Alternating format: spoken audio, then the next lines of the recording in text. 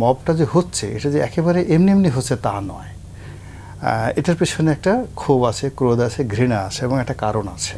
এই 10 মাসে যে সকল মব হয়েছে এইরকম মব আসলে কোনো কার্যকরণ ছাড়া তারপর শেষে সংগঠিতভাবে এবং যাকে বলা হয় প্রশাসন রাষ্ট্রযন্ত্রকে তুড়ি দেখিয়ে বুড়ো আঙুল দেখিয়ে সেই মব জাস্টিস করার পরেও যারা এই কাজগুলো করেছে, আমরা এটাকে এখন মব সন্ত্রাস বলছি, মবক্রেসি বলছি, তাদের একটা পশম স্পর্শ করার মতো ক্ষমতা রাষ্ট্রযন্ত্রের নেই। এরকম ঘটনা আসলে স্বাধীনতার পরে এই গত 10 মাসে যেটা হয়েছে আগে কখনো হয়নি। এই যে ঘটনাটা, এটা বাংলাদেশের প্রেক্ষাপটে যা কিছু হয়েছে, এই কলঙ্ক সারা জীবন থেকে যাবে। বাকশাল যেভাবে একটা কলঙ্ক রয়ে গেছে, তারপর সে ইন্ডিমেন্টে অধ্যাদের যেভাবে কলঙ্ক রয়ে গেছে, 75-এর 15 আগস্ট যেভাবে কলঙ্ক, ঠিক এইভাবে এই মবক্রেসিটা, এই সময়ের এই কলঙ্কটা আমাদের সারা জীবন আমাদের চরিত্রে থেকে যাবে যে উই আর এ নেশন, আমরা এমন একটা জাতি যে জাতির মধ্যে একটা নির্দিষ্ট সময় আমরা এইরকম মবক্রেসিতে জড়িয়ে পড়েছিলাম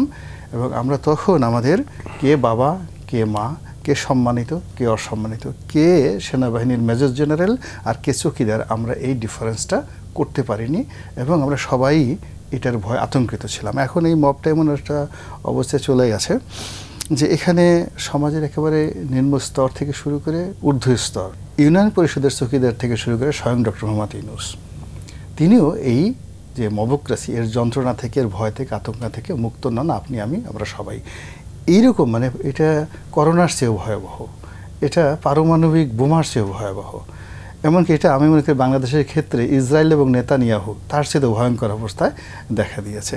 তো যার জন্য এটা নিন্দা জানানোর ভাষা বা নিন্দা জানানোর মধ্যেই আমাদের কর্ম নয়। আমাদের মনে হয় যে আমাদের এটা রেনেসা দরকার। সমাজে যারা রাজনীতি করেন, বুদ্ধিজীবী আছেন, বিবেক আছেন, তাদের সবাইকে এই ব্যাপারটাতে সচেতন হতে হবে এবং যার যার অবস্থান থেকে সচেতনতা বৃদ্ধি করতে হবে। মবটা যে হচ্ছে এটা যে একেবারে এমনি এমনি হচ্ছে তা নয়। এটার পেছনে একটা ক্ষোভ আছে, ক্রোধ আছে, ঘৃণা আছে এবং একটা কারণ আছে।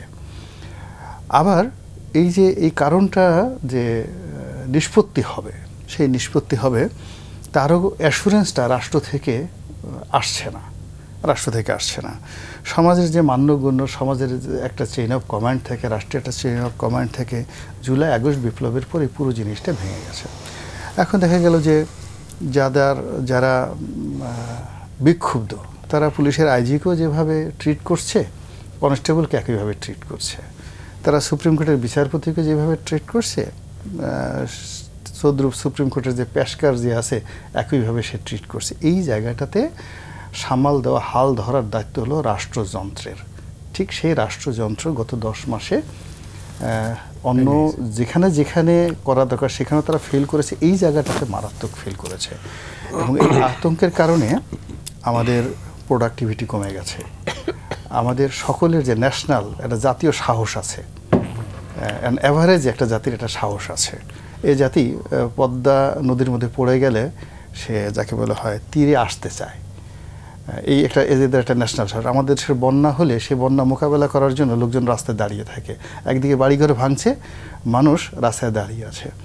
এরপরে মানুষের বিপদে আপদে কোনো লোক মারা গেল বা কোথাও আগুন লাগলো বলতে হয় না, এটা আমাদের একটা জাতীয় বীরত্ব, আমরা এগিয়ে যাই সাহায্য করার জন্য।